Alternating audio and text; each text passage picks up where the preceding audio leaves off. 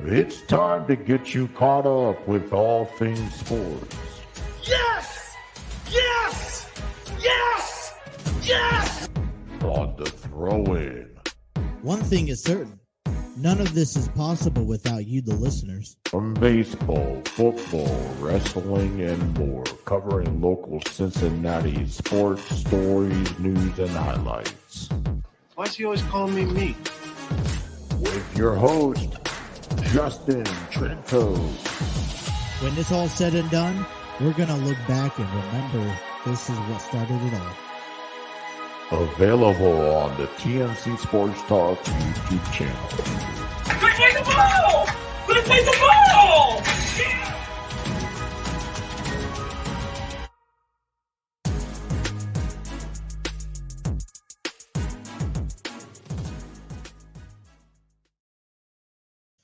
Alrighty, well, a very, very, very happy Tuesday evening, I would say, and welcome to the throw-in. My name is Justin. Welcome back to another year of sports conversations here on the program. I know. So there's a lot that has happened over the past the year, and just I want to welcome everyone to a new year, 2024. I want to welcome everyone to kind of a revamp, a refresh start. Last year, I think we kicked off pretty well, beginning this podcast back up and running on our channel. We kind of broke off just a little bit throughout the course of the year, try to pick it back up right before football season started. Last episode I actually did was back on, I have to say, September 15th of last year. And that was because, as a matter of fact, there was a couple of things that were going on throughout the last several months that led me into having a, kind of taking a leave of absence, I would so to speak. I actually took those last few weeks in preparation as my son was born October 3rd, which was just a blessing to have, blessing to go through, great stuff. And then, I was thinking about, hey, can I start this show back up again a couple weeks later? But I was adjusting to the new schedule, baby schedule. I was also trying to figure out, all right, what time can I possibly do a program for you guys that just simply does not have any distractions, whether it's dealing with stuff with the family, whether it's dealing with, the new baby cry and whatnot. And then I had my surgery in November. And my surgery in November, I had a fusion done. For those who have not, for the viewers who are the first time listeners of this program, or you haven't paid attention, I haven't been more open with you guys. I had a spinal fusion done a couple years ago. I had a lumbar discectomy done on my L5 S1 back. That was back in 2021. Well, apparently that surgery didn't work out. Got hurt again at work and been out of work since, mid-October of 2022, I believe. And I know it's been that long. But so I've been out of work since then, and we finally came to the conclusions that we were going to have a spinal surgery. So I had a fusion done where they kind of go in through the front, open up your area, and insert like a little cage-like, contraption between your L5 and S1 vertebrae. And then, so I've been still recovering from that surgery. I actually spent an entire week at the hospital, came home, and the surgery is having its ups and downs. I most certainly, but it was, so I'm still recovering, but I was like, listen,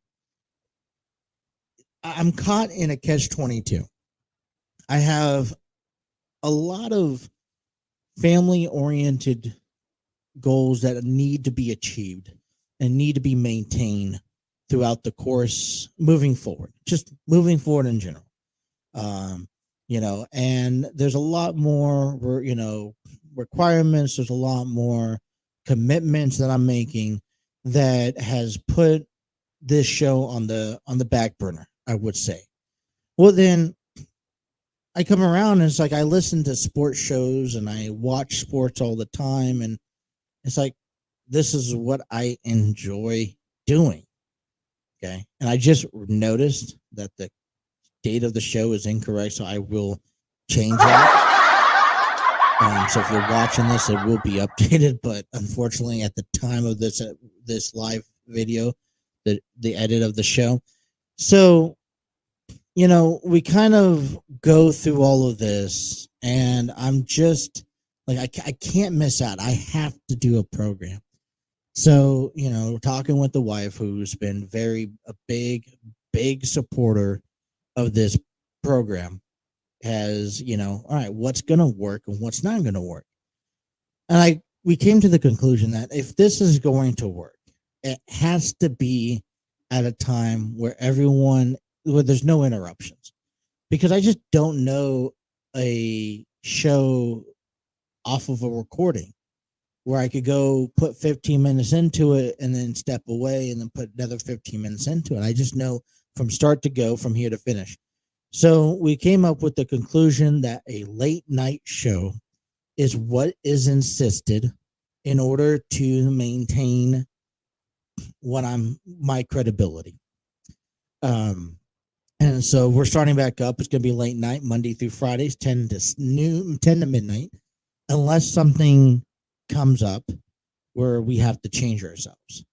But that should hopefully fix itself. So there is a new, jolt of energy, new inspiration moving forward. That is excited. So, that's kind of been the backstory for the last 3 months.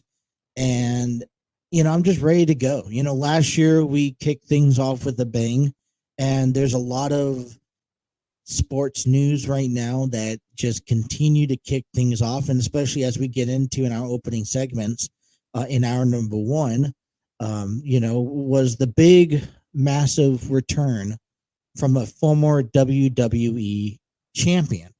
This was a issue statement by Triple H, who made this post or tweet or Instagram post, I don't know, over the weekend. And it got a lot of people wondering exactly what it was that he was, issuing, or what he was saying. Well, we were in for a nice treat, especially since all the thoughts and comparisons and this and that, yada, yada, yada. It was nowhere near what the fans on social media were exclaiming. So we will get down and talk about that early on in our program. But we got to talk about something that, honestly, to me, and I just put up the wrong one. This is going to be the whole contribution. And I don't know if you noticed, but something that I think we're going to kind of just also work on doing is take a step back in putting a lot out on the screen. I kind of want to make these videos just more simple and getting straight to you guys. I'm talking about sports, and instead of having to worry about videos and this and that, left and right, just make it nice and simple. It gives me time throughout the day to kind of get a show ready. So I'm excited. So I do want to address something that has been developed over the past few weeks that has been very disturbing, very unsettling, and very, to me, it touches me in so many ways. So if you've listened to this program in the past, you kind of understand a little bit of my background and how I have created a passion for this and where is all that came from. And so briefly, born and raised in San Diego, I grew up on a handful of guys. I grew up on radio guys. Okay, I grew up on, the play-by-play commentators of the San Diego Padres, Jerry Coleman, Ted Leitner, I also grew up a lot on Coach John Quintero, a guy who I would say the provided the most inspiration, especially today. He's called. He called many games. Of he's played, lived, born and raised in San Diego. He's coached in San Diego. He's started his career in San Diego and in the radio broadcast booth. He's done a lot, and he's kind of what I think San Diegans would call him a the voice of San Diego in a sense. And the reason why I say that is because he does deeply, he has a show over the last 10 years, whether it was with Mighty 1090 or 97.3, the fan radio station out there. He has given the voice to the fans. He has always listened to the fans. He has always done things for the fans, and and he's really just downright, hey, let's get to the hot topics. Let's ask the hard, tough questions because we want to know answers. Well, John Quintero, he's been running, pregame shows for the Padres. He's been running the postgame shows. He's been doing, he's done a lot over his time. He's been on 97.3 The Fan. You listen to him on audio, Odyssey, or anywhere you listen to audio platforms. Well, this last couple of weeks, I want to say it was like December 20th or so. It was reported that 97.3 and John Quintero would part ways. And this kind of came all of a abrupted, scenario for everyone. I mean, I came as a shock. I'm going to say I almost teared up, in a sense, because this is the guy that you go out and you listen to on a daily basis. All right, let's remind you that he's a 10 a.m. to 2 p.m. guy who'd come on the radio for 4 hours of the day and give you nothing but content, allow you the fans, whether you're a Padres fan, whether you're a Charger fan, whether you are an Aztec fan, you jump on the radio, you give your thoughts, and you can say anything you want, and either Coach was going to agree with you or he was going to disagree with you. But either way, you were going to get a conversation out of him, and you were going to get an authentic conversation out of him. I remember I met the guy once in my life, and it was actually a strange meeting. I met the guy under the circumstances. He's called a lot of high school football games, a lot of playoff games in the past. And one of the games that I was doing, I was back in, I want to say it was 2009. And it was a Mira Mesa High School. Okay. It was freshman year. I was just getting into with the athletic director at the time and kind of saying, hey, listen, I think it would be cool, besides the band playing, if you had some extra music around. And I had this, system set. I had this back when they had iTunes, so you had to purchase music. I got a chance to, I had a list, and I just thought, listen, I'm kind of more of an old school music guy, so a little bit, appropriate, but I'm with the, players every day. I'm chatting them up. I know, I'm playing football myself as a freshman year. So I'm like, I kind of know, I could get a little bit of information, what type of music they like, what kind of pumps them up during warm up and stuff before the band starts playing. And so I created a playlist, and I'd go up to the press box during the game and kind of help out. And it was one of the playoff games. It was a big night, and sitting right next to me the entire game was Coach John Quintero calling the ball game. And I just think that was incredible. I got a chance to shake his hand, got a chance to say hi to him, got a chance to talk to him. And I understand that we're having this conversation as maybe a little bit as if he, something more severe has happened. He's fine. He is healthy. I just watched a video on YouTube that I will finish watching a little bit later that was posted up 3 hours ago. It's called the PPR podcast number 148, John Quintero.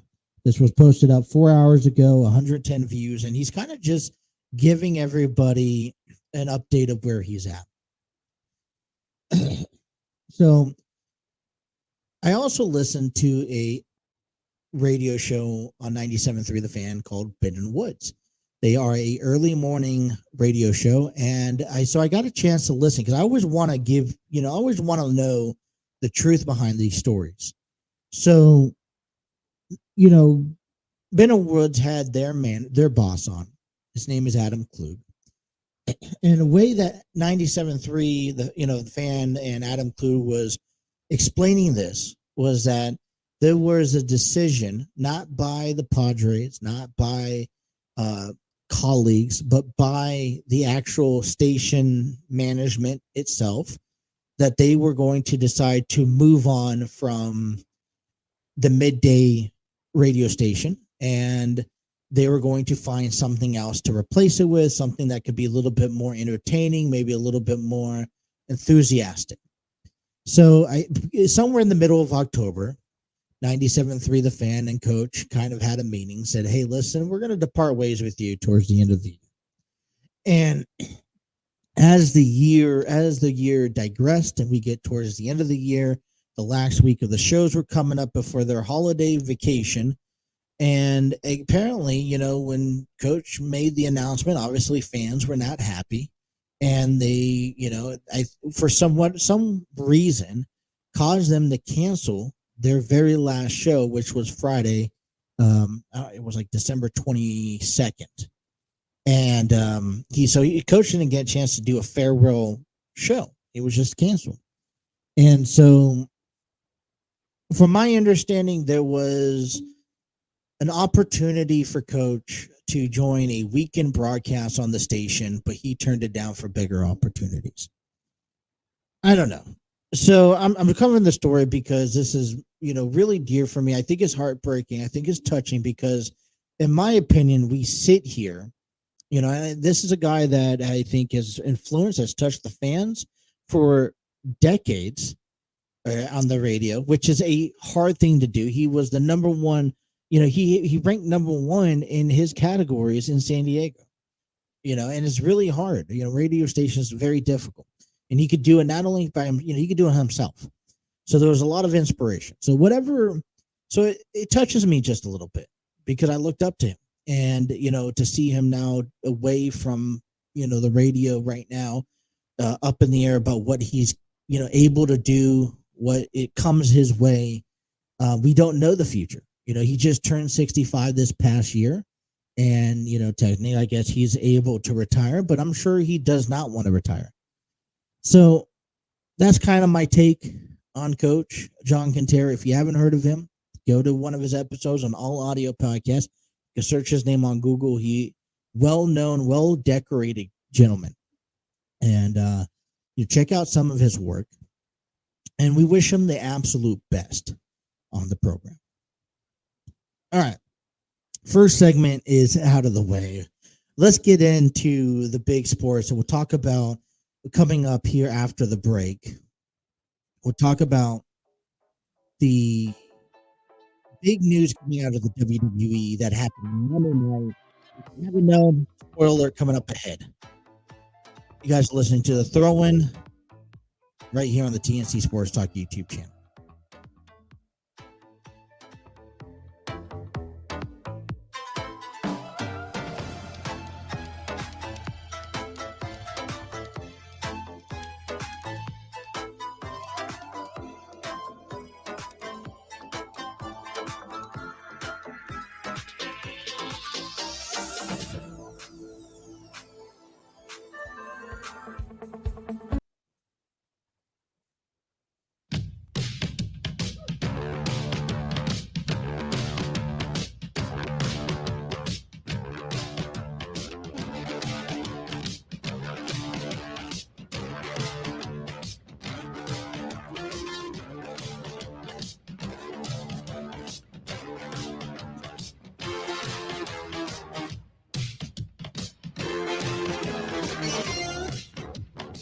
All right, if you guys are just tuning in, welcome back. Happy New Year's. Hopefully everyone had a safe holiday, a wonderful and safe holiday, whether it was Christmas, Hanukkah, and this new year. 2424 here is underway. I got that changed in the title I know I was dealing with that. Hey, you guys got to bear with me as I get back into the swing of things and adjust to our new nightly program here. Well, I want to give a big shout out and talk about some incredible people over at StreamYard, the proud home of the TNC Sports Talk Show YouTube channel. Thanks to StreamYard Studios, we can create episodes and podcasts such as the Throw-In. Check out StreamYard.com for their free version today. Also like to give a big shout out, excuse me, to Epidemic Sound. Create music. I forgot the reading on this. Oh gosh.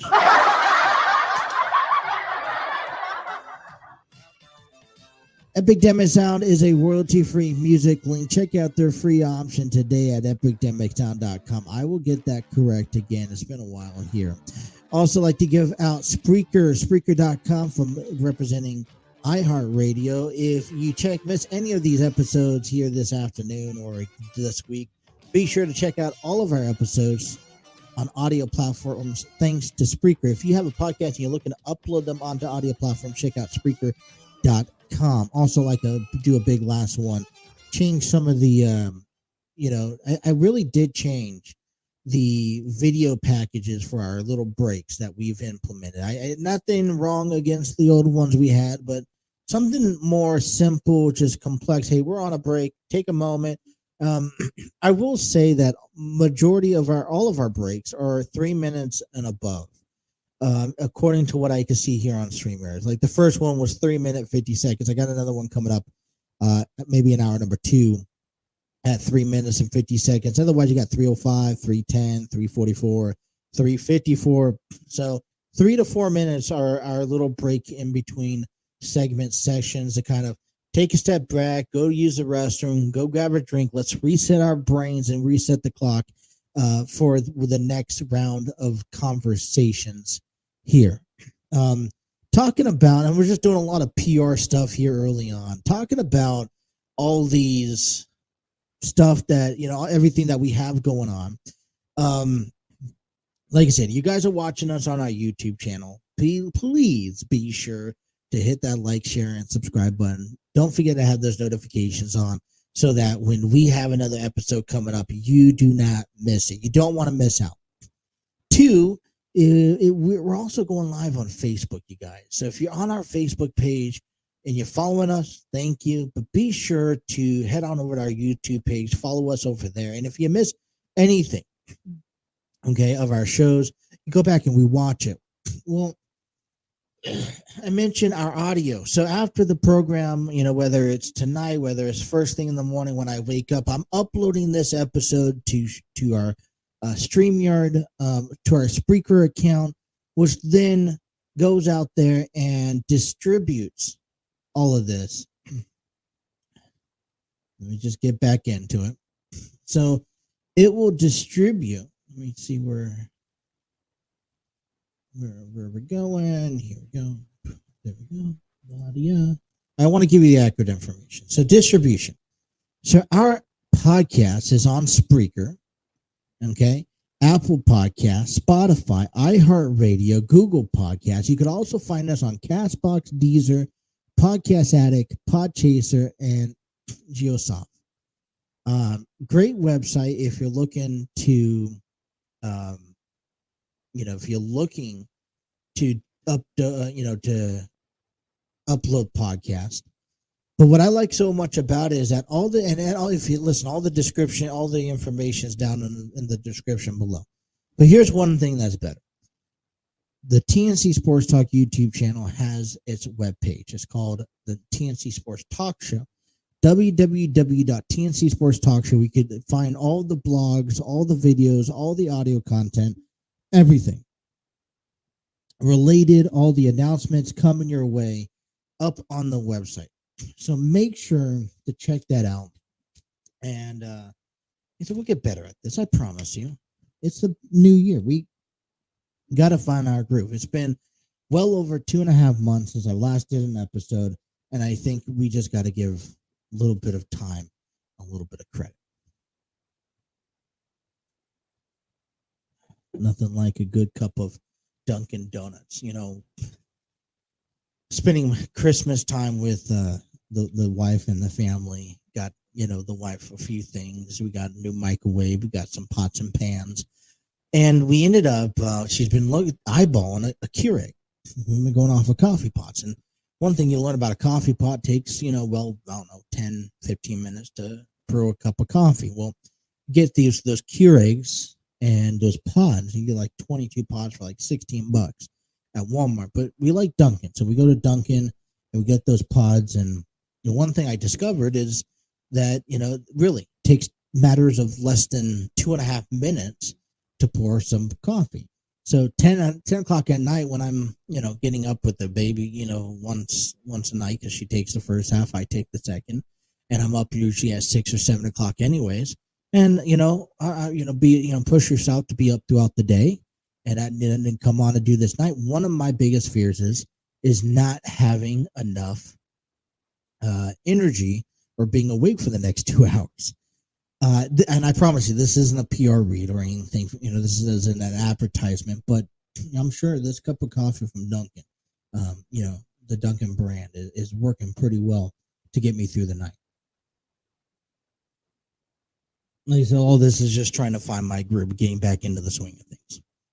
All right, let's address the big blockbuster news that came out of last night. If you did not get a chance to watch Raw, I will advise you to pause, to go back and rewatch the opening of this program, and then skip this when you're done, because FYI, it's a spoiler alert. Well, as I mentioned to you guys, Triple H over the weekend said, hey, I got a former WWE champion coming back to the WWE on Monday Night Raw. He didn't confirm it. Well, he didn't deny it either. And what we saw here was we went through the show, which was a good show, and we'll talk about that throughout the course of this week. But we go through the show, and I think to kick off, or to end hour number 2, to kick off hour number 3, we see, WWE comes back from break. And what's interesting, okay, so I'll give you a little bit of spoiler alert for tomorrow. My brother Ryan, he's been on this program once before. He's actually expected to actually come on tomorrow, so I'm looking forward to having him, because I want to talk about this more in depth tomorrow, because he was actually there. Raw was actually held in San Diego, California, my hometown, and it's just when WWE goes to your hometown, you don't live in your hometown. I just find myself having to tune in. Anyways, all right. So I'm just digressing, getting off topic. So we're in San Diego. Raw's in San Diego. They have all these matches. We're waiting for the moment for where the former WWE champion makes his return. And social media took over the weekend saying, hey, I predict Batista's going to return. I predict Andrade El Idolo who is going to return. So and so. And as I was thinking to myself, and I'm like, Batista. And left and right, I saw Batista. Dave Batista is going to return. And I'm like, Dave Batista, didn't he retire from wrestling? His last match was against Triple H. Would he come back to maybe, the only possible way I could see him coming back is to announce that hey, I'm retired. I'm going to be inducted to the Hall of Fame, which I haven't seen WWE start introducing the Hall of Famers this year, this early on in the year. So we're rambling through the heads, and Samantha Irvin announces, hey, the returning from, the former WWE champions returning, and Jinder Mahal's music plays, and there comes down Jinder Mahal, and just the shock on the fans' face in the arena. Everyone got up on their feet, and from cheering to booing in 2.5 seconds. That was, I think, just the biggest tease that anyone could give. Trust me on this. Trust me. I've seen some teases in the past, but surely enough, you know what, the WWE has got us good. Even the fans, I was a bit disappointed. You know, my brother actually FaceTimed me right before, during that commercial break, because, you know, prior to that, because, you know, I wanted him to show me that he was at Raw. So anyway, so Jinder Mahal goes off of this rant saying that, you know, how terrible America is, that America should, you know, just, you know, should all view him because is what a true American should be. And Jinder Mahal, you got to give Jinder some credit. I don't think enough people are talking about what Jinder Mahal did last night to really work up a crowd and get a crowd against him so deeply. Like, in the scenario, he didn't need to build up the hype that deep to introduce the returning suit, you know, to have someone special come out. And we'll get to that in a second. But you got to acknowledge what he did, because if it was anybody else, because Jinder Mahal got to the point talking to the fans that it could have been Spike Dudley and the fans would have blew the roof off the place, because someone, it could have been anybody. I mean, dude, you could have had Alberto Del Rio show back up just in a theoretical, you know, statement, and he would have been, everyone would have went head over heels because someone's coming to shut up Jinder Mahal. But Jinder Mahal did such a great job at hyping the fans up, getting them to the point where they hate, and then just a pause, and The Rock's music hits, and we hear, and the roof is just electrifying. We already know that The Rock, whenever The Rock comes out, whenever Dwayne Johnson comes out, people shut up, people listen, people explode off in a stand up and pay homage to him. He holds that type of magnitude and that type of power in his hands.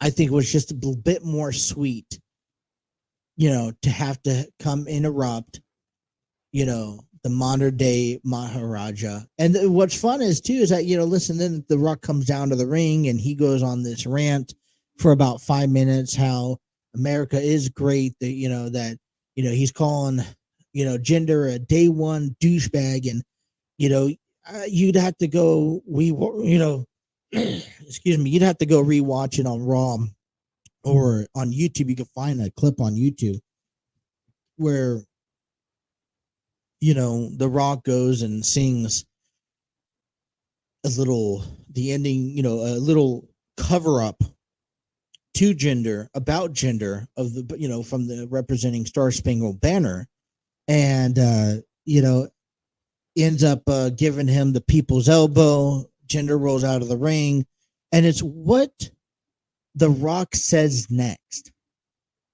as he ends the segment, I think, is what is the bigger conversation coming out of this week. Hands down, ends of this week. We will get to that when we come back from our break. Heading to the bottom of the hour, we'll talk about what The Rock said. I actually play you the audio clip of what The Rock said, and we will have that open discussion. If you haven't heard it, like I said, I suggest you guys to pause this until later, until you actually see what happens. But the segment itself, before I go to break, I just want to talk a little bit about the segment. Because the segment itself, I tell you how great Jinder Mahal did, because he really did a fantastic job. Dwayne Johnson never seems to disappoint, although I think if it was my opinion, they just dragged it on a little too much. You were trying to kind of put together an ending because you knew Dwayne wasn't coming out saying a couple words and that was it. He was coming out and he was going to lay the rock bottom or the people's elbow on Jinder some way or somehow. Trying to get to that point A to point B for The Rock seemed a bit difficult until you finally, okay, now it makes sense. This is what he's going to lead to. He implemented it into the song. That would be the only thing I changed. The promo was a bit long. Probably all of it wasn't necessary. They did pay homage to the late great the Iron Sheik, which was much well, appreciated because that's Iron Sheik is one of those legends, man.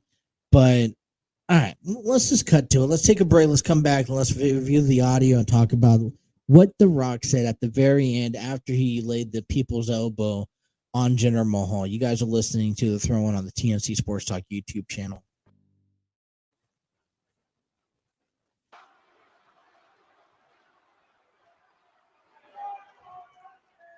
San Diego, I love you. Happy New Year. No, by the way, one more thing. Tonight, after all this ass kicking, The Rock is going to go out in San Diego. I'm a little hungry.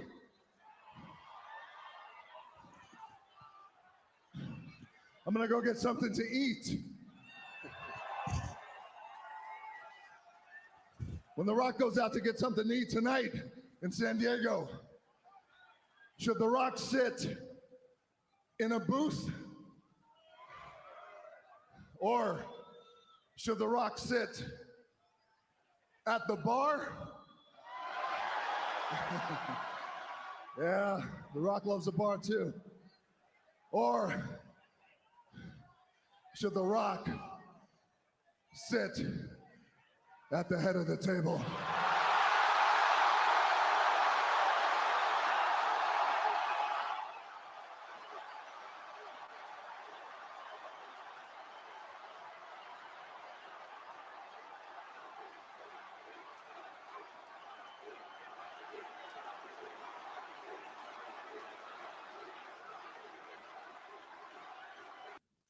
Alrighty, well, there you have it.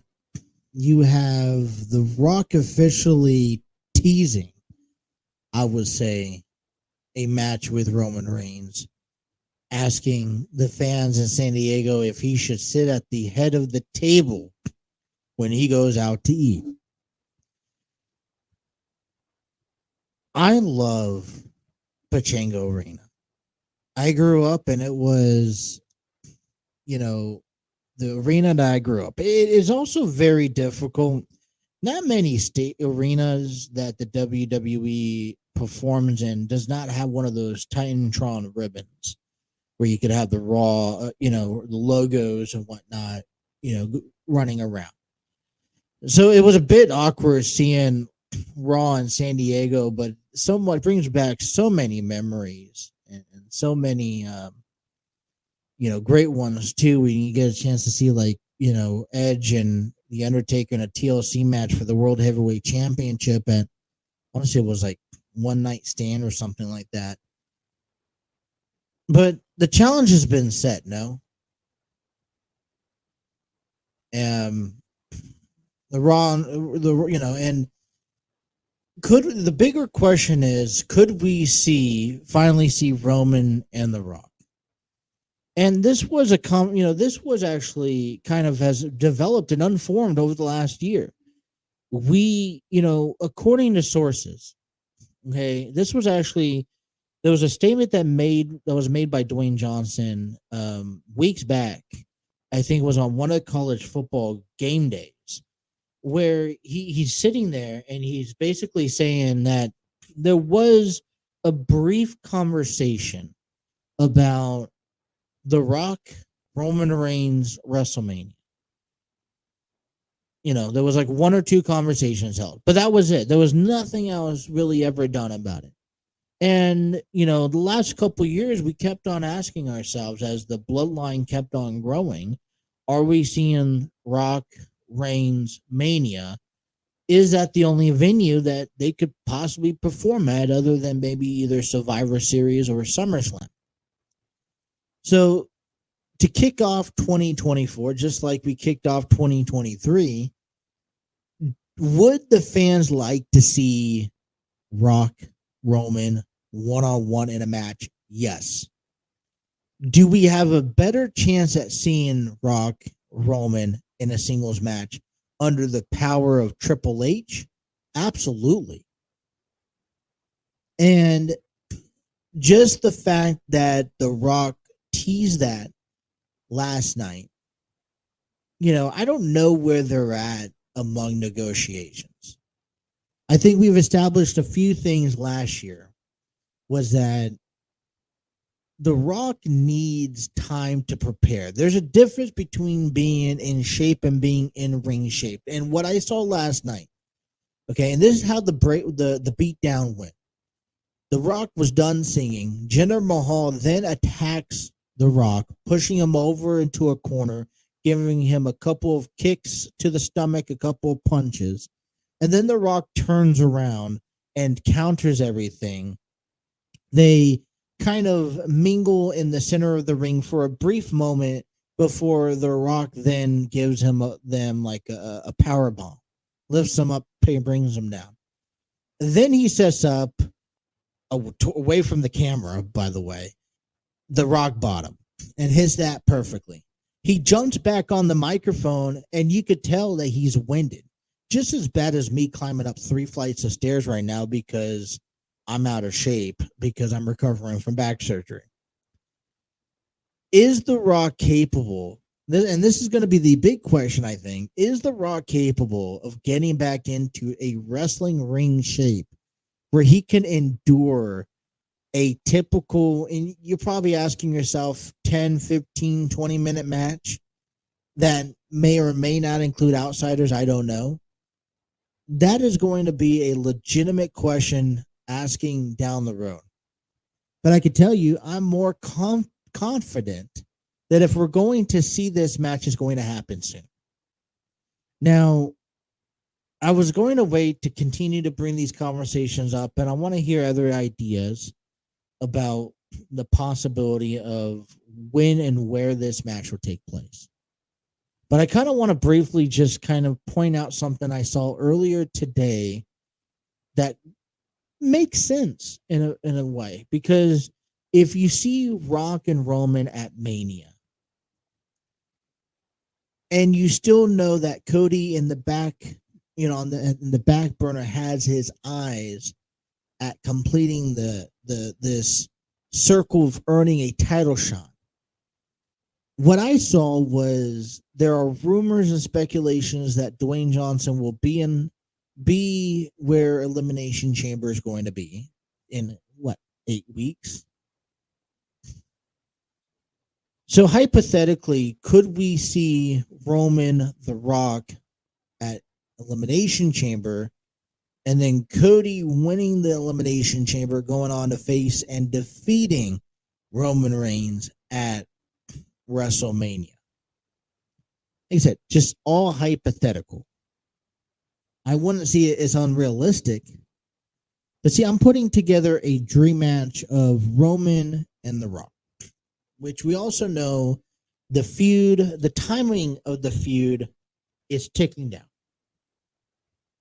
Both men are getting up in the age. Roman Reigns is losing, I think, his credibility. And I'll get more into that either tonight or on a later episode. But I feel as if this is a do or die moment, and they set up the perfect time slot to do it. You don't want to rush the developing feud between Roman and Rock if there is one.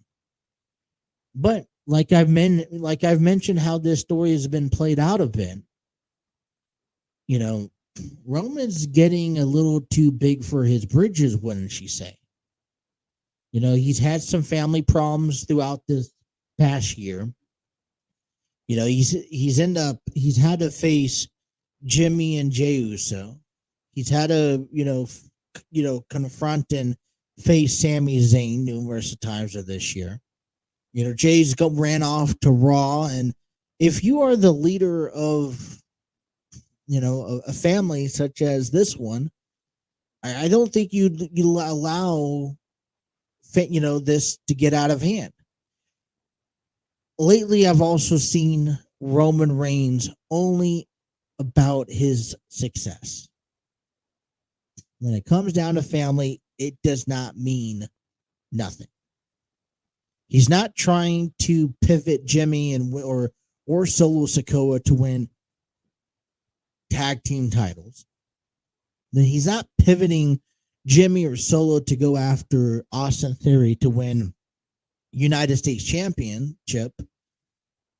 If you are a leader who has obtained titles, you know, you'd kind of want to encourage your teammates or your followers that, hey, my goal is your goal. If I can win championships, you can win championships. Just because the Usos lost the tag team titles at WrestleMania doesn't mean that should be the end of their run. What about Solo Sikoa? Is Roman Reigns scared of Solo Sikoa?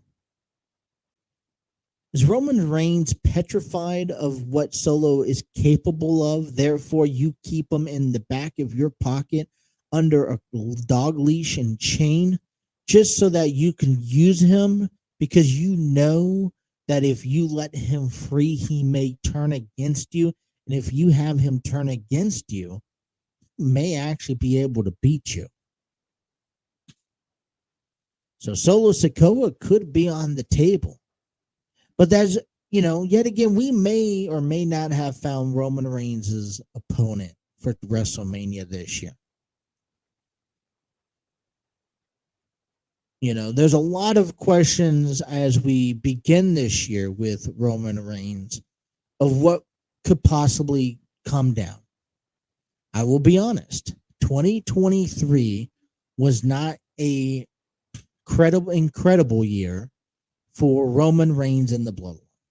Roman's only had 11 matches. He lost 2 of them last year, both in tag matches. And,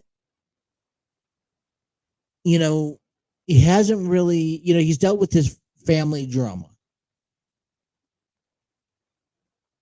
Is he still on the top of the food chain? Yes. Because I still don't know if there's anyone out there right now that can dethrone him, nonetheless beat him in a one-on-one competition. Think about that. Roman Reigns is so dominant right now. There's not a single soul in that locker room that can dethrone him, that can pin him, other than his family. So as we ask ourselves the question about with the Rock return on Monday, was this a one and done deal?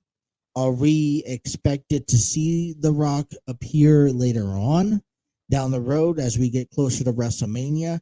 Is this a possible dream match that's finally coming together that if they did and they play it out right, which they're on the path to, this would probably be the greatest. This will honestly maybe outbeat The Rock and Hogan at WrestleMania. Or The Undertaker and Triple H inside a Hell in a Cell at WrestleMania. Just think about that. If The Rock and Roman could host this dream match, this is bigger than Rock and Cena at Mania. But then there's also that question of, you know, what does that future look like for the WWE Universal Championship? And how much longer does Roman Reigns bypass in history? He's already passed Pedro Morales. He's about to pass at the end of this month, I believe, Bruno Sammartino's for one of his title reigns, which was like 1,237 days. Then you got Hulk Hogan. You got Bruno Sammartino again. I believe you got Bob Backlund. Excuse me.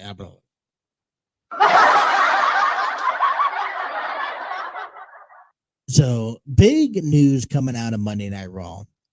Still give credit to Jinder Mahal and what he was capable of doing, but let's not forget that this was likely with the hands, The Rock coming back, and I think we just got to figure out: is this a stunner or is this a actual?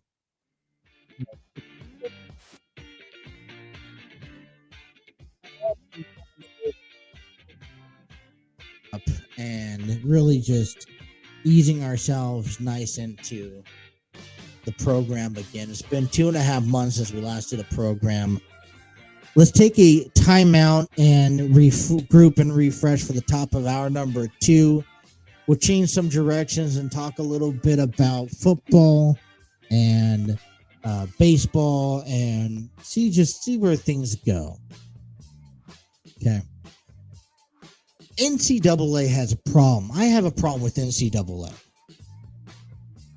And it's about their bowl games.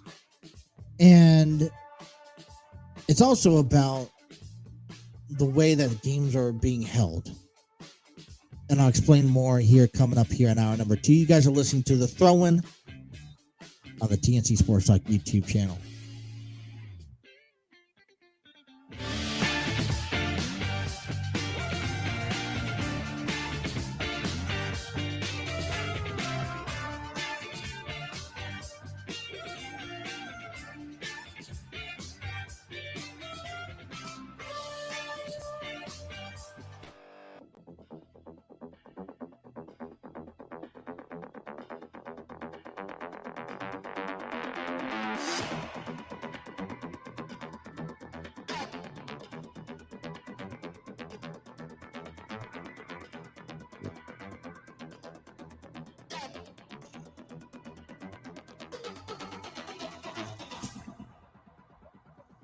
Alrighty, we're back here on the Throw-In. Hour number 2 begins right now.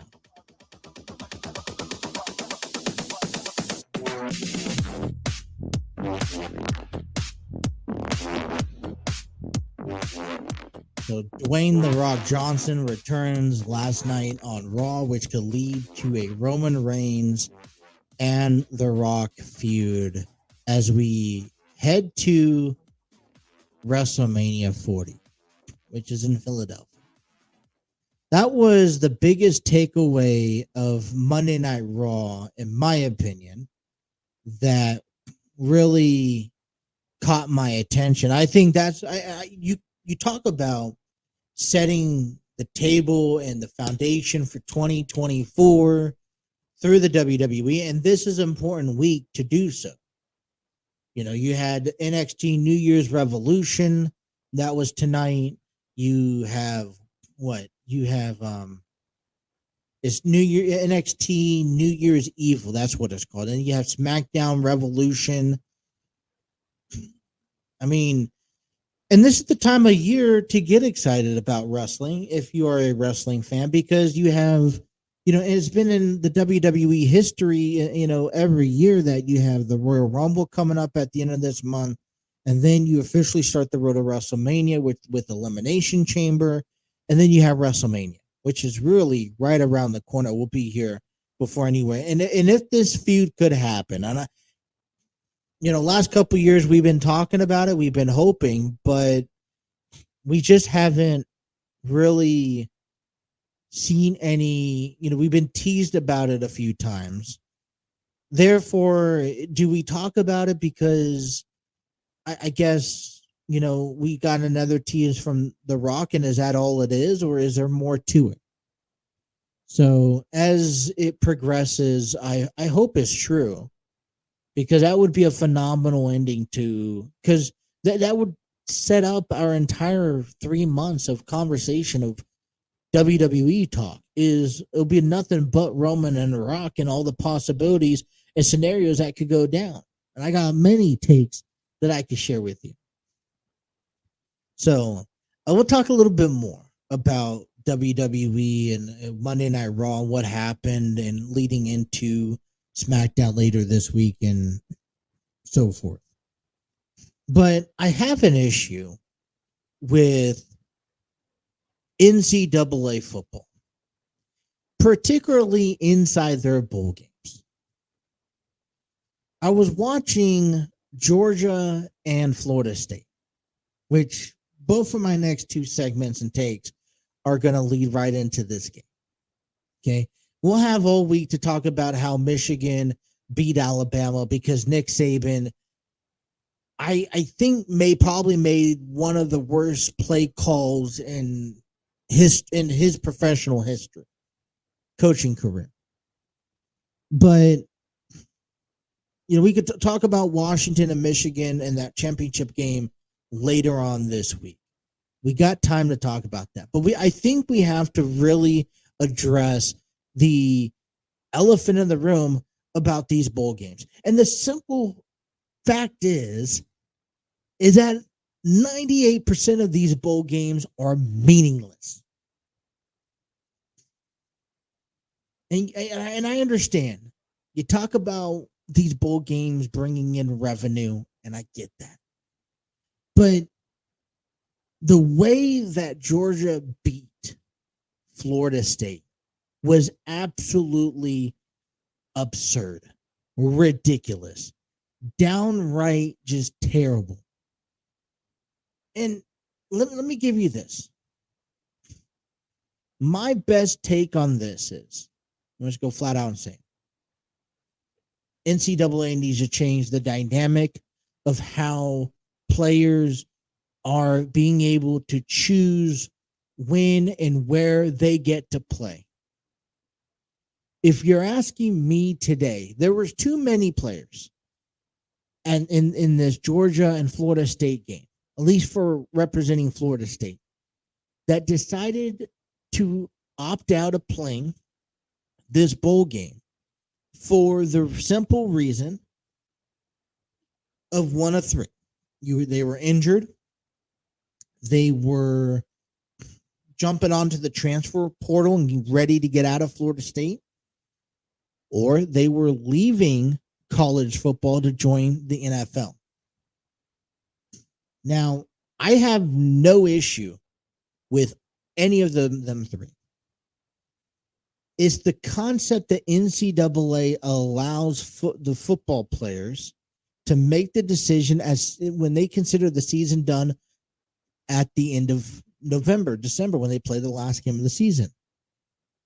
I really think NCAA needs to look into this matter and say, listen, if you are elected to play in a bowl game, then you need to stay committed. As a matter of fact, nobody should be touching a transfer.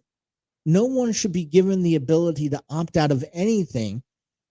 And, in the decision of being transferred or going to the NFL until the college football championship games are completed. I'm going to be a bit more satisfied next year when college football playoff advances from its stupid 4-team rule to a 12-team format. That then maybe gives an extra 8 teams an opportunity to win college football championship.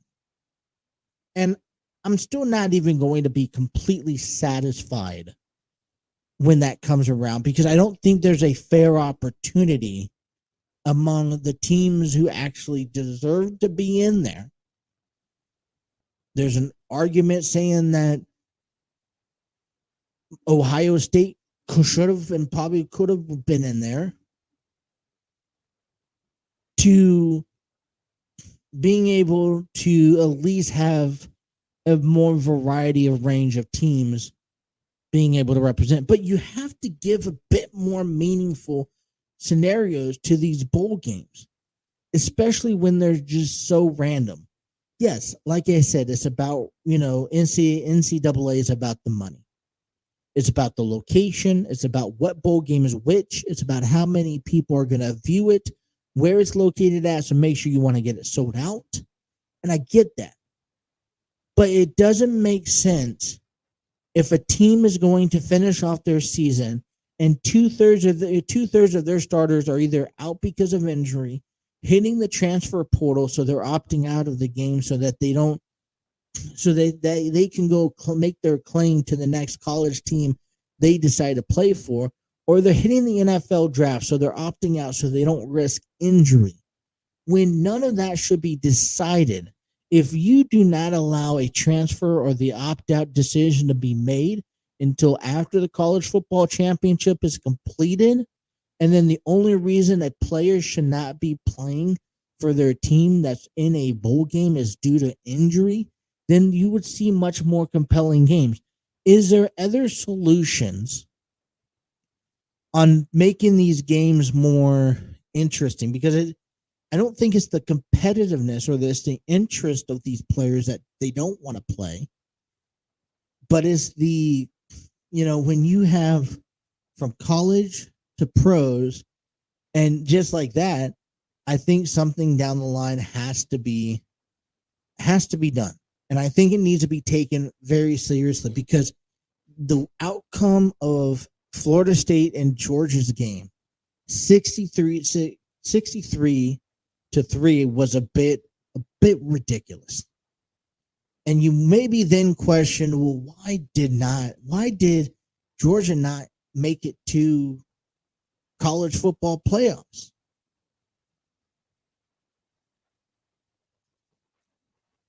Now we're on this topic of these bowl games. And it leads me into this next topic, because we're talking about Georgia and Florida State's game, 63-3. And it's not just about the bowl games. It's about any game. Where's the mercy rule? Where's the clock management? How come NCAA doesn't have any of that? You rarely see a blowout game in the NFL. And if you do, it's a rare treat to see the Miami Dolphins go up 72 points to 3, where they get shut out 59-11. Okay, but when college football teams go into schools that you're going to beat, you're just going to dismantle, they're going to go up 60, 70, 80 points. I don't care if I'm a player and I'm losing at the game by 70 points, I'm packing up in the third quarter, walking out. I'm saving myself the trouble of being humiliated in front of nationwide television and a nationwide audience, that I'm not staying for a game that I'm going to be clobbered. And yet again, I understand that there are revenue involved. That plays a huge monumental factor into a lot of the decisions on why teams play certain teams. But apparently it was an unfair game between Georgia, who had all of their starters, because their school has an integrity and a reputation to maintain. So they keep accountability of all their players, while Florida State allows their players to hit the transfer portal and take themselves and declare themselves eligible for the draft. Therefore, you're playing with basically nothing but backup quarterbacks and backup players overall. Let me see if I can find this here real quick. I have it here. I think I have it here. I was reading something a little bit more in depth. I just don't know where I put it.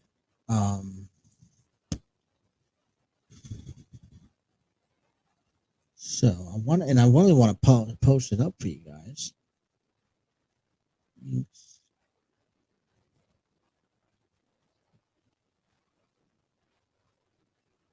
Let's see.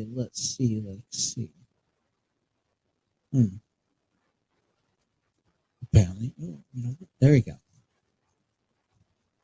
All right, so I was reading this, and I was trying to putting this together. This was Kirby Smart, and this is what I gotta give credit to where credit's due, because the head coach of Georgia's football team, Kirby Smart, he took the podium after the game to address it. He said, and I quote, "People need to see what happened tonight and they need to fix it. It needs to be fixed. It's very unfortunate that they who have a good football team and a good football program are in a predicament or position they're in. And everybody can see their own fault. It's their own problem. Everybody can say that we had our guys and they didn't have their guys. I can listen to it all. I can listen to all of that, but college football has to decide what they want." He goes on, and Kirby goes on and says, "I know things are changing. Things are going to change next year. You know what? There's gonna still be a bowl games outside of those. People got to decide what they want and what they really want to get out of it, because it's really unfortunate for those kids on the sideline that had to play in that game and didn't have their full arsenal. It affects the entire game 100%. Before Saturday's kickoff, Florida State University was without the top 2 quarterbacks, top 2 running backs, top 2 wide receivers, a starting tight end, 3 starting defensive linemen, 2 starting linebackers, and 3 starting defensive backs. Georgia was at relatively full strength, and most of its most notable absence were due to injury. Let's count the starters: 2 quarterbacks, 2 running backs, that's 4, 6 with 2 receivers, 7 with the tight end, 3, that's 10 players with defensive linemen, 2 starting, that's 12 with 2 starting linebackers, that's 15 players from Florida State University that did not participate in that bowl game against Georgia. And then the rest of the team had to suffer because either they were shorthanded or they weren't prepared because they didn't play all year. What a shame. Something has to change. Here's my suggestion to this change. Yes, I will stand back to what I mentioned at the beginning of this segment. I believe that there needs to be some sort of decision made of when players can opt out because of the transfer portal or declaring themselves to the draft. I think that needs to be extended out to the end of the college football championship and then allow a free roam right afterwards.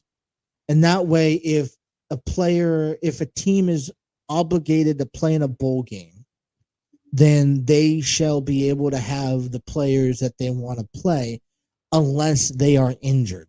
And that's it.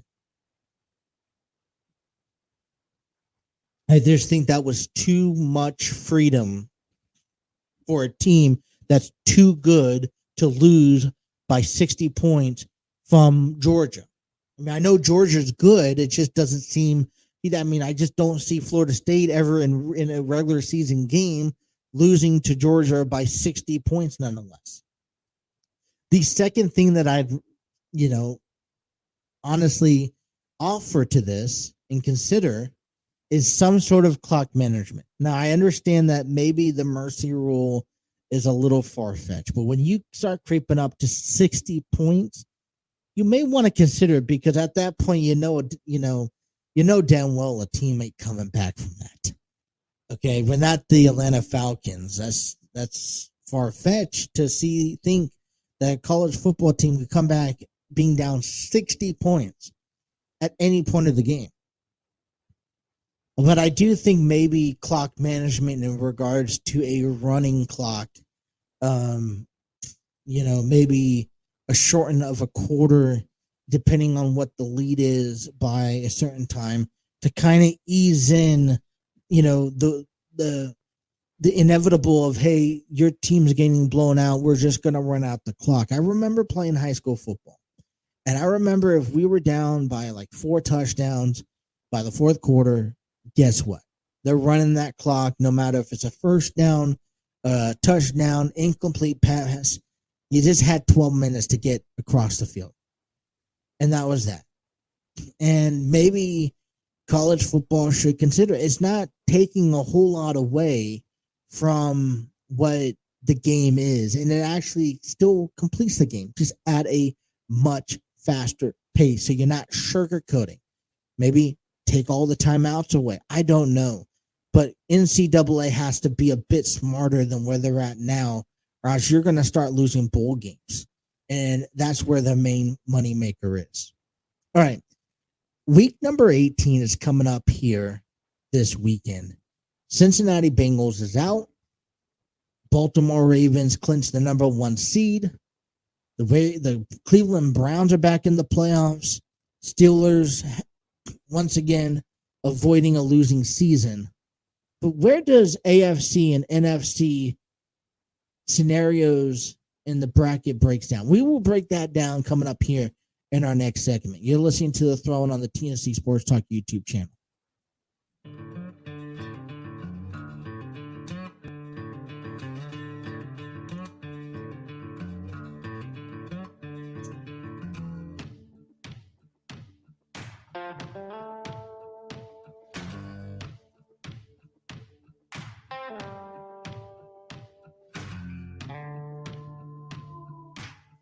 All right, let's get back into the conversation. But before we do so, we want to give a couple big shout outs again. Hour number 2 is given to you thanks to StreamYard Studios, where you can create your podcast, videos, host interviews, and even conduct interviews and much more. Check out their free version today at StreamYard.com. Epidemic Sound, discover your world-class artists, composers, and bands. Find the perfect soundtrack and I don't know, I'm getting there. Epidemic Sound is a royalty-free music link. For more information, check out epidemicsound.com.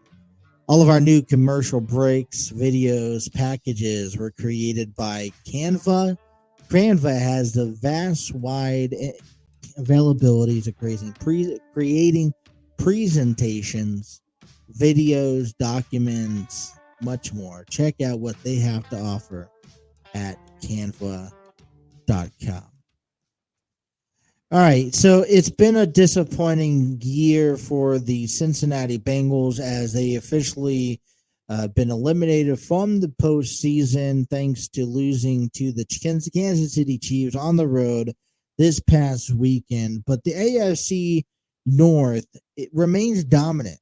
I mean, the only thing that I would say that we'll look forward to to end off the season as a positive note for the Bengals.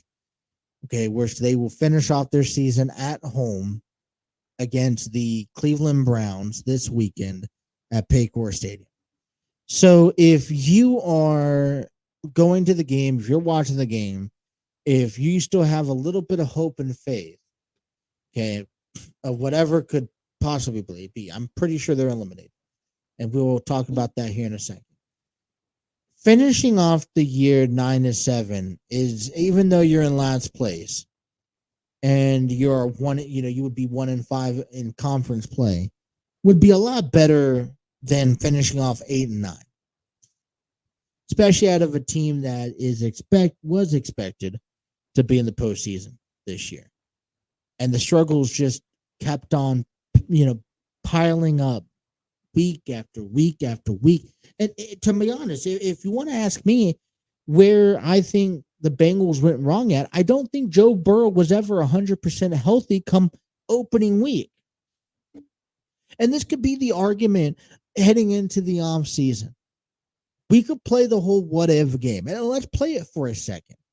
What if Joe Burrow was not healthy? Why did we start him against the Cleveland Browns? Why did we not give him another week when we know statistically Joe Burrow performs crappy, not only against the Browns, but in Cleveland? Why couldn't we give Joe Burrow an extra week off and use Jake Browning? If we would have lost, it was no harm, no foul. I'd rather sacrifice an L over sacrificing our quarterback for a season. my opinion. I know injuries is a big part of it, but he was banged up on and off throughout the course of the beginning of the season, and we knew why don't there was times when Jake Browning had to step in, and why just didn't we give a little bit more trust in our secondary field as quarterback? I don't think Jamar Chase was given enough opportunities this season to make plays and to catch the ball. I think we got better at our sacks, giving up yardage, because, and I think a huge accomplishment this season was how healthy our offensive line were able to maintain throughout the course, how deep into the season. But I think we can point fingers all about where we went wrong at.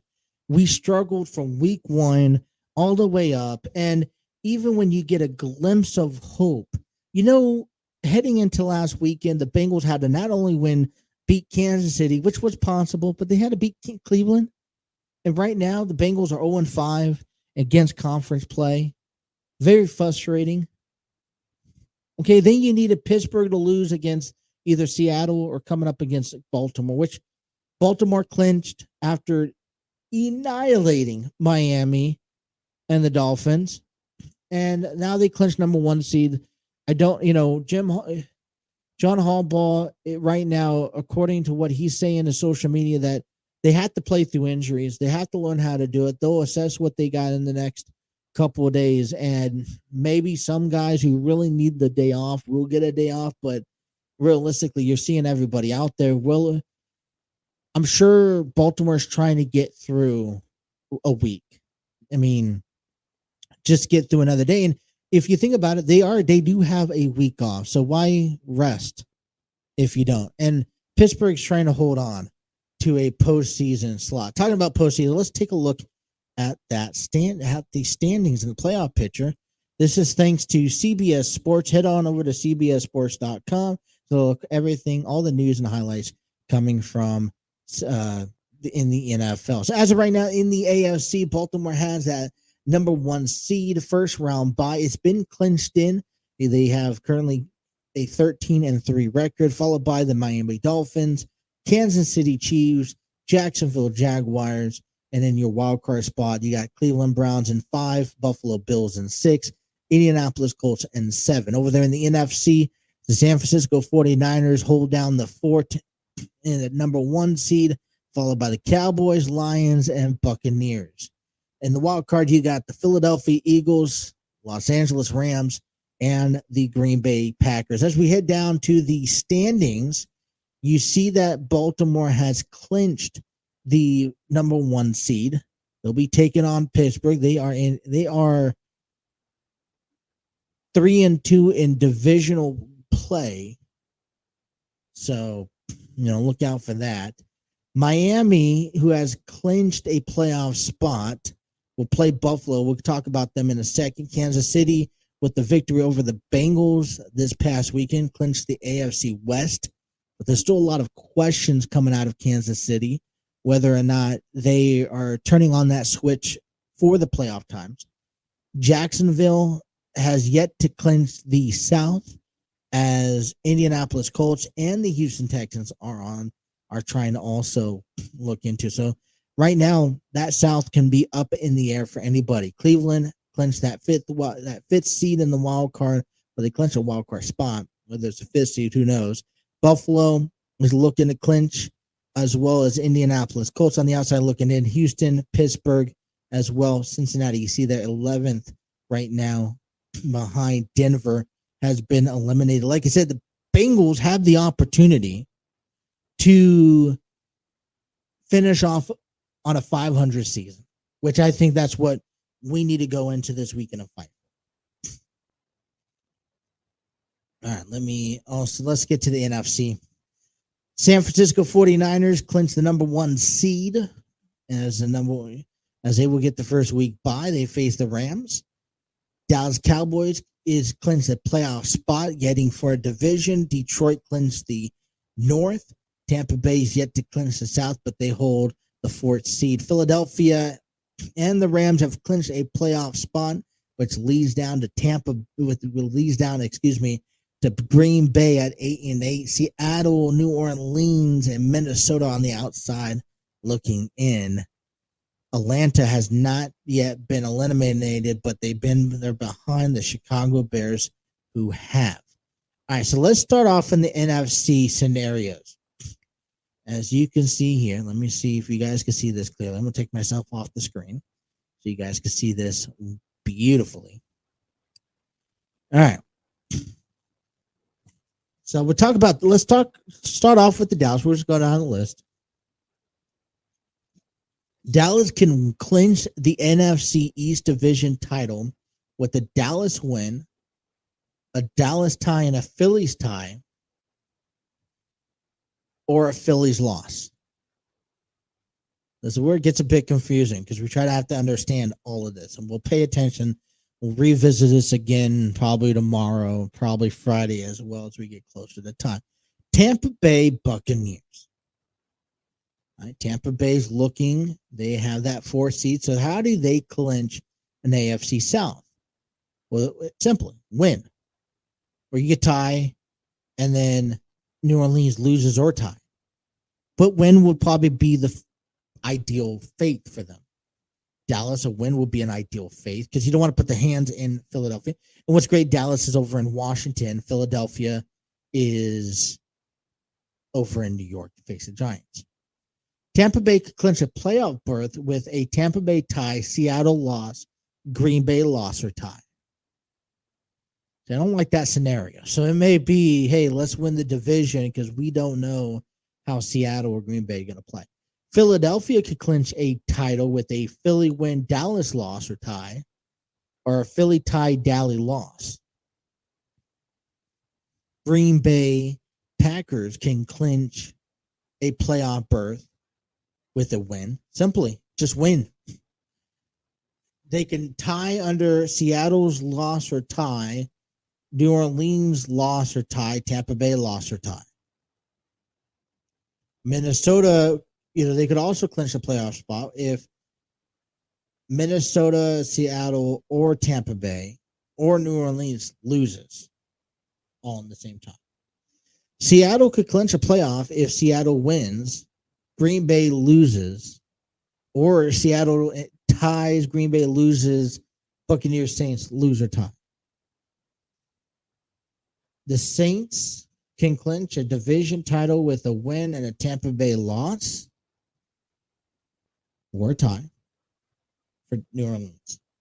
The Saints could also clinch a playoff berth with a win and Seattle losses or Green Bay loss. Minnesota could clinch a playoff berth with them winning, Green Bay losing, Seattle losing, Tampa Bay, the Saints losing. Pretty impactful scenarios there. Let's get to the AFC here real quick. I feel like that's more interesting.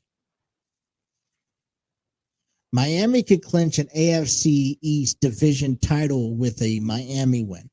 Simple as that. And they face Buffalo. So basically, whoever wins will win the AFC East. Now, if they both tie, then it goes to Miami.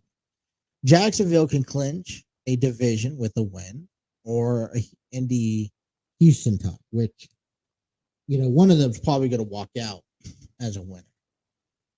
Jacksonville can clinch a playoff spot with a tie. Pittsburgh loses or ties. Pittsburgh loses, Denver loses, and Indy and Houston doesn't end in a tie. We talked about Buffalo winning, could win the AFC East. Buffalo could clinch a playoff spot with a tie or a Pittsburgh loss, Jacksonville loss, or Indy and Houston ending up in a tie.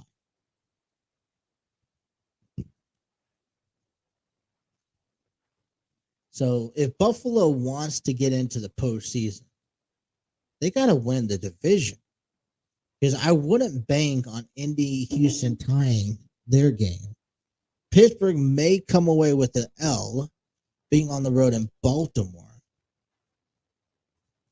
This is where, in my opinion, it all gets brain twisted. All right, we continue. Indianapolis Colts can clinch a AFC South Division title with a win and a Jacksonville loss, or a tie and Jacksonville loss. The Colts can also clinch a playoff berth with a win. They can also tie with the Pittsburgh's loss or a tie. Houston can clinch the AFC South Division title with a Houston win, Jacksonville loss, or tie. Houston can also clinch a playoff berth with a Houston win, Jackson loss, Pittsburgh loss. So, right now, then let's read this aloud. Pittsburgh can clinch a playoff berth with a Pittsburgh win, Buffalo loss. Pittsburgh win, Jacksonville loss. Pittsburgh win, Houston and Indy tie. Pittsburgh win, ties, Jacksonville loses, Indy and Houston loses. It doesn't end in a tie. Or Jacksonville loses, Denver's wins, and Houston and Indy doesn't end in a tie. So right now on my bubble screen, that I'm thinking to myself, all right, what games can we kind of should really pay attention to? Miami and Buffalo says a lot, because they have to determine who wins the AFC East. And depending on the outcome of that game, which is, by the way, going to all be concluded Sunday night, it's a Sunday night showdown, will determine some of the other teams' fate. See, if Buffalo wins, Miami slides into the 5th or 6th seed and replaces Buffalo. Buffalo goes up to number 2, possibly 3 seed. Maybe even 4. So that's a scenario clincher. Something simple to determine. You're going to also want to see how Houston to Indianapolis goes, because they're both 9-7. They're in 7/8 position in the wild card, and one of them wins, and they could easily both be in, possibly. Because one takes the division championship if Jacksonville loses. Jacksonville shouldn't want to lose, because they're not going to. If they lose, then their season practically can be done. So a lot riding on week number 18. A lot of scenario outcomes that could potentially take place.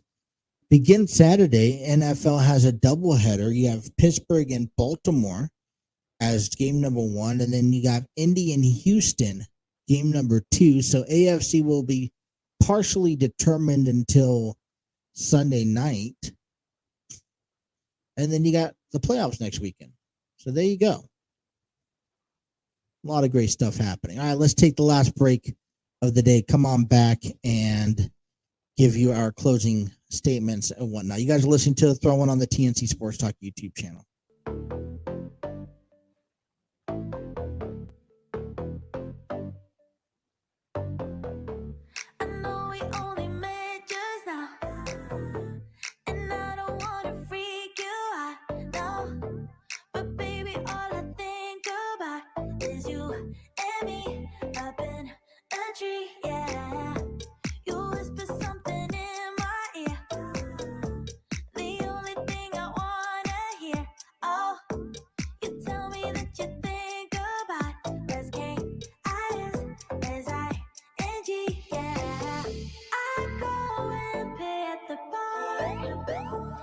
Alrighty.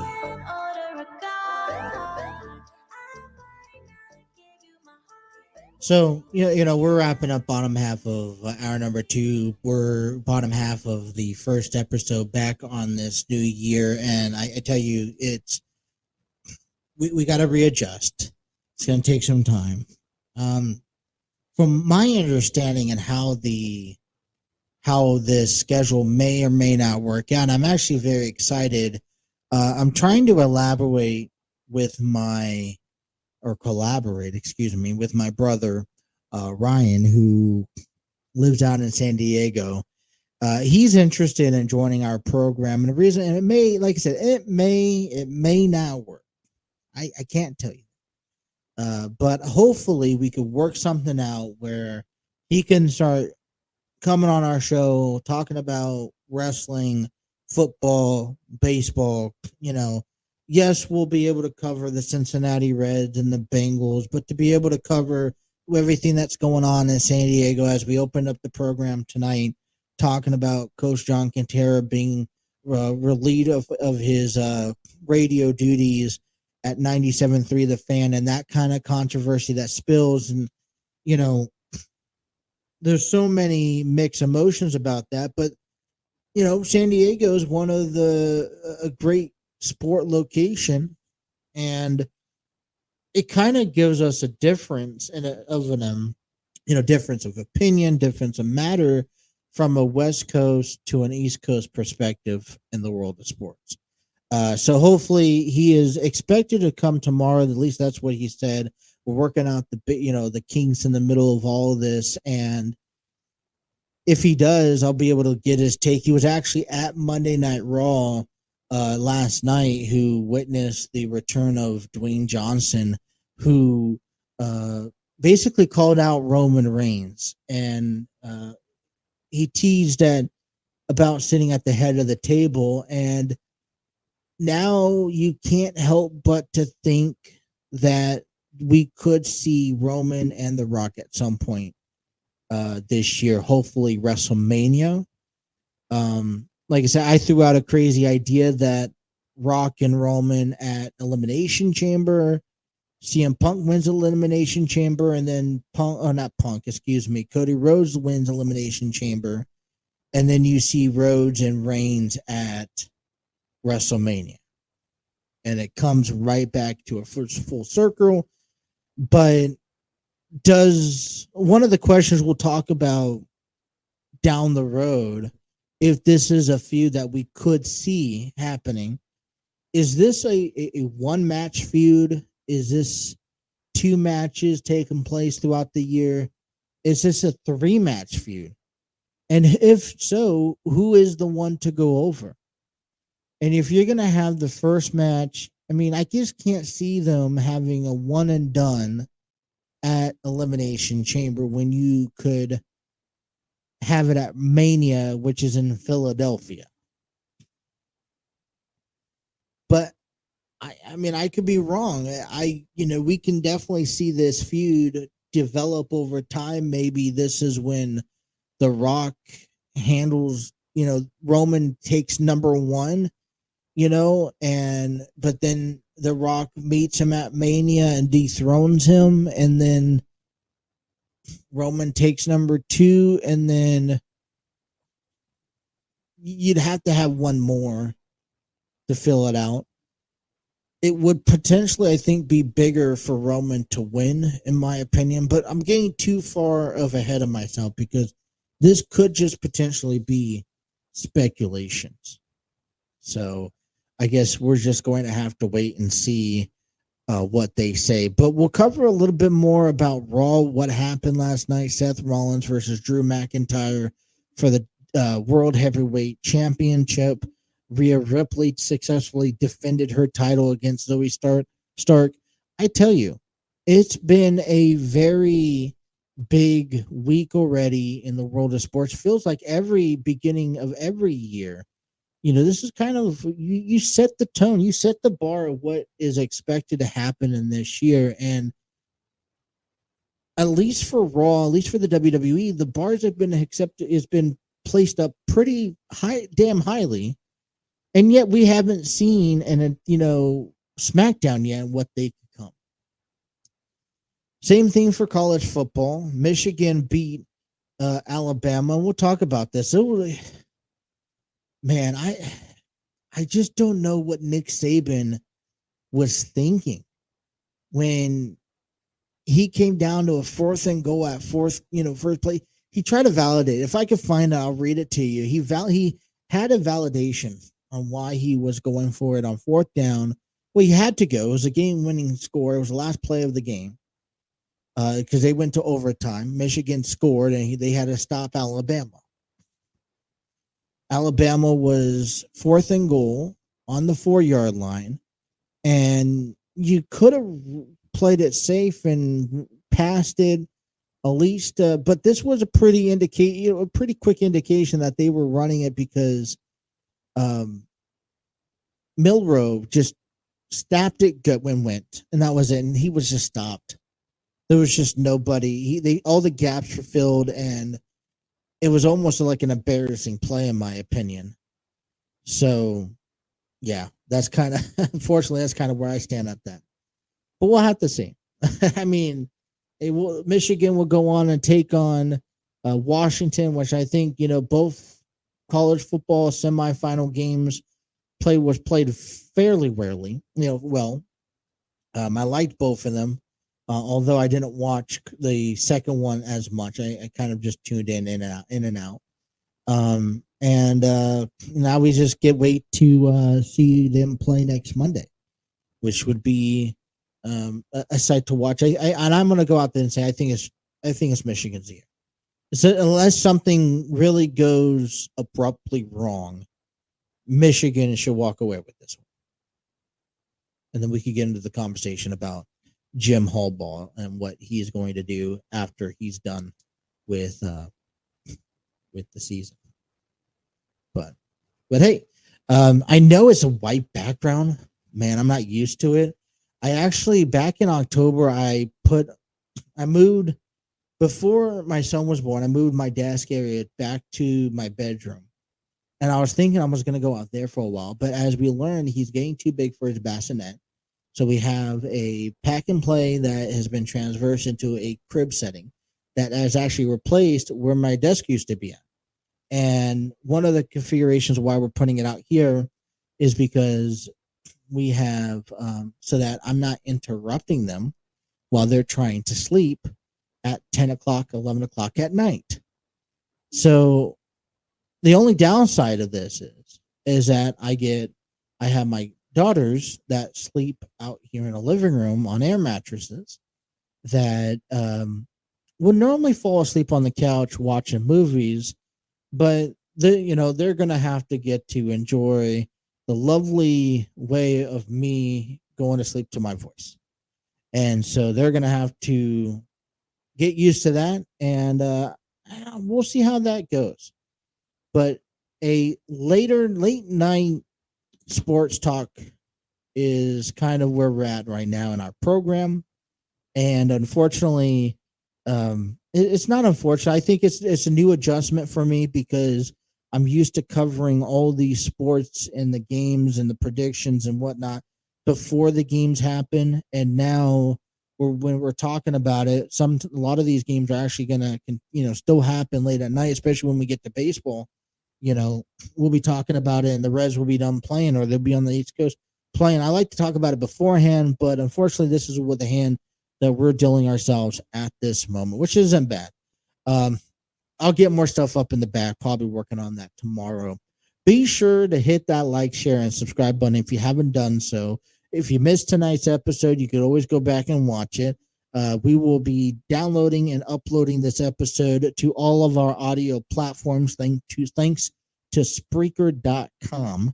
So if you have Apple Podcasts, Google Podcasts, iHeartRadio, anywhere you get your audio, basically, check us out at The Throw-In. And you could always check us out on our website at www.tncsportstalkshow.com. That is www.tncsportstalkshow.com, where you can check out all of our latest videos, audios, interviews, blogs, upcoming news from our channel. That's our number one go-to site. So check out our website. Be sure to subscribe so you get all those notifications at hand. And you don't want to miss it. Yeah, I'm back for another. The only thing is trying to probably stay awake. But definitely a different dynamic, I tell you, because we want to adjust and adapt. And we're probably going to see a bit more of a laid back show that still has its functions of wanting to coordinate, but we'll just see where the conversation takes us. Maybe we'll, look at things ahead of time. I know at the beginning of the year, I'll tell you this, at the beginning of the year, you got a lot of things, a lot of conversations, like the end of 2023 awards and whatnot. So we'll talk about all that and more. All right, that's it for our program. Thank you guys for tuning in. Until next time, you guys, my name is Justin. This is The Throw-In on the TNC Sports Talk Show's YouTube channel. Take care.